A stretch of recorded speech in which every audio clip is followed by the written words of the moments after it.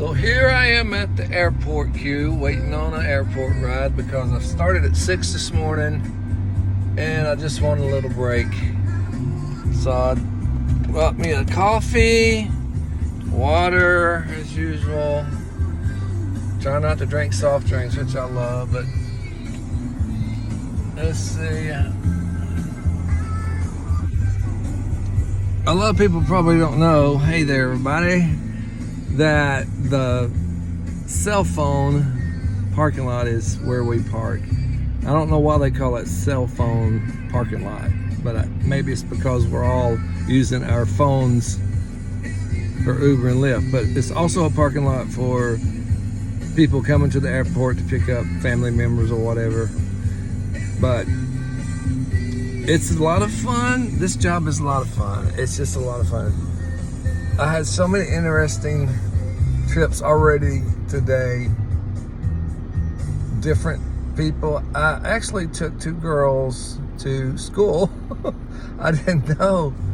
When I picked her up, she had a stop and then a second stop, final stop. And she gets in the car and, you know, I couldn't tell how old she was. We're not supposed to have anybody under 18 alone.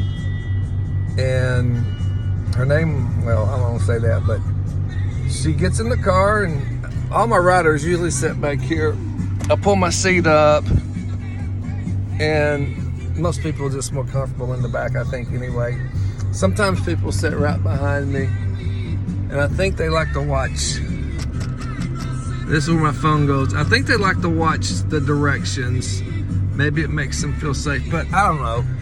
Maybe they just don't want to be within eyeshot of the driver because they're a little bashful. It's usually a girl by herself. I understand that. I have a dash cam and it records all the time. It records back here and it records out front, which is a good safety feature for the rider and the driver. Because if there's any kind of problem or anything, it's all recorded. So I like that. And Uber rents that to me for $5 a month. They just take $5 out of my check. And it actually works all the time, even when I'm not Ubering, it's on. So I like that. But crap, I forget what I was gonna say. I'm 62, I guess I can do that. I do it all the time anyway. But a lot of times my cousin will be out here and she and I will talk. It's a lot of fun, talk about our rides. But getting back to the girl I picked up, the woman I picked up, I thought. And when we got to the second stop, it was another apartment complex and I thought she was getting out. But actually we were there to pick up a second rider and she looked young. I could tell she was a schoolgirl. And then when she gets in, they start talking about somebody that was supposed to go to school with them and didn't. And then after I confirmed the first stop, I slide the little thing and it navigates me to where we're going. And I could see where we're going to a high school. So I'm already in the ride. I didn't ask their ages, but that doesn't happen too often. I've done several airport rides, picked up a guy in downtown on Market Street, and he was here from Wichita, Kansas, and going back home, brought him to Chattanooga Airport, and then he's flying to Atlanta, then from Atlanta to Wichita. And we talked about music. I've always got this on, and I let people pick their music, and they love that, and some people don't do it, but I can say, like, I'll show you. Push that mic. Pink Floyd Pulse. It brings it up. I wish the mic app on this phone worked as good as it does on that one. That Android tablet that's YouTube.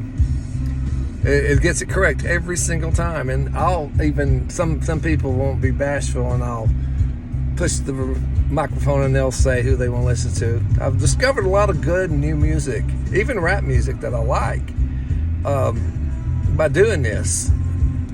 And plus the riders just love it. They, especially if it's a Friday night, Saturday night, and there's a couple and they're partying a little bit maybe, and they're just like, this just extends their party. because they're listening to their music they like. And I like to provide that to my riders. But yeah, I've been busy. I think I've done 12 rides, which maybe doesn't sound like much from 6 to, well, it's not almost 10, but I have to drive to get them. Sometimes that can be 20 minutes, sometimes it's 5 minutes or 2 minutes, and then I have to take them to the destination, and sometimes that can be 3-4 minutes, and it can be 45 minutes. So when I drive downtown, like on a Saturday daytime, and a lot of times in the evening, I zigzag little short trips, and I can do 20 trips in several hours. I get points for that. I don't know what the points do. It's something that Uber keeps up with, but oh yeah, I do kind of. It makes me a different level. Like right now, I went from blue to gold, and with each level you get benefits. Like I can get discounts on gasoline, I can get free merchandise at certain like Speedway, places like that. I think I've never done it, and also it gives me more information about the ride. It'll tell me how far the ride is to pick up. Like you got a ride request, it tells me their name and their rank, like how many stars they have. 5 is the best, and it'll be like 4.96 or something. And it'll tell me how far the ride is once I pick them up. Like it was a 15-minute ride, and the rider's 8 minutes away. I mean, I always accept. Take pride in never. I've canceled one. I only have one cancellation. Now that's something Uber really presses, and I actually had to do that last Friday. It was my own fault because I wasn't keeping up with the time. But up till last Friday, a week ago today, I was a 0% cancellation. And if you look at my profile, my Uber profile, you'll see that little 1%. And if you look at that, I think my rank is 4.9 something, and my acceptance rate is 98%. I never not accept a ride. The only time I haven't is when a while back, before many riders had come back from COVID, it was just unreal. I felt like I was the only one out here, and I'd be doing a ride, and then I'd get a request for another ride. I'd accept that one before I drop the ride I'm on off. That way I set it for the next one. But it just kept going and going and going. I couldn't accept more than one ride, so I had about 14 or 15 requests in like 10 minutes, and I couldn't accept but one of them, so all them other ones actually counted against me. But anyway, I still have a good acceptance rate. I think it's 98%. It was near 100% up to that day. But in Lyft, I'm excellent in Lyft. I think I got a perfect score. I don't do Lyft as much as Uber. I usually just do Lyft from the airport. But I'm going to Dalton today at 1 to pick up some merchandise I'm getting. And so I may do Lyft because this is cool about Lyft. You can set a destination and a time you want to arrive there as a driver. So I'm going to say I want to be in Dalton by 1 o'clock.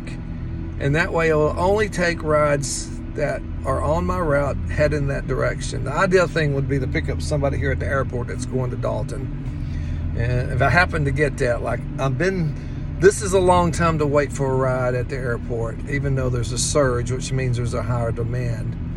So after I record this, I'm going to turn my Lyft app on because it'll just double my chances of getting a ride here. And how lucky could I be if I get one to Dalton? If I get one to Dalton, I'm just going to stay down there and do Lyft until it's time to meet my sister-in-law for the merchandise I'm getting from her. And that does happen. My longest ride I was up in Cleveland, Tennessee doing Lyft because I was just going to hang around that area until it was time for my son's band to play. They were playing there that night.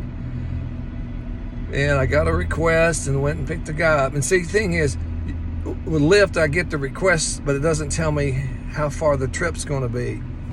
So when I picked him up, he he didn't get in the car. He goes, hey, I have a long trip, and the last two guys said they couldn't do it and canceled me. I said, where are you going? He goes, Clarksville, Tennessee. Well, I couldn't turn that down. That's like $200. And it's, you know, I enjoy the long trips. In fact, the guy slept the whole time, so it was very nice. I just had my stereo on, or, you know, listen to music. And here's something I think is an error on Uber's part. And I've called them and talked to them several times, but they're not going to change it. When you sign up for a city, you know, you want to pick a city that's got a large population near you. So I picked Chattanooga, even though I live in Georgia, of course. But I did not know at the time that they only allow you to pick up riders in Tennessee. So, for instance, say I got an airport ride from Chattanooga to Dalton with Uber. That'd be great. But when I